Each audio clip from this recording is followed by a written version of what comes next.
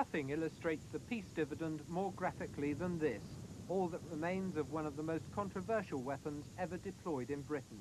Cruise missiles, once based at Molesworth in Cambridgeshire, now lumps of scrap metal.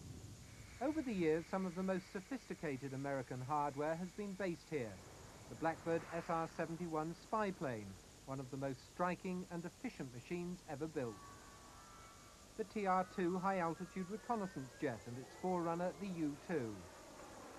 And, of course, the more familiar F-111s.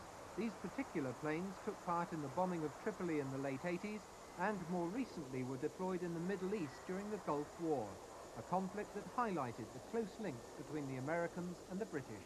Well, we have always been great supporters, of course, of the United States presence in Europe, and we continue to be so. And I don't think you have to do anything other than fight a war like we did with them in the Gulf to know that the Americans have a fantastic military capability. And I think Europe would be mad if they ever entertained the idea of going to war without American help, because it is quite amazing, the sophistication of American technology, and it is something which Europe does not have. Much of that sophisticated technology from the last 20 years is now playing a waiting game in the Arizona desert, and the number of planes here is growing every day.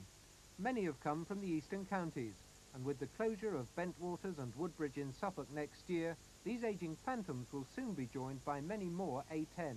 Between here and Washington, we pay a large number of accountants and bookkeepers to find ways to save another farthing, as it were. And so there are always options being discussed. But I'm satisfied that we'll settle out here with Milton Hall, Lakenheath, and Alconbury as viable main operating bases for the foreseeable future. Since the first GIs arrived during World War II, the world has changed out of all recognition.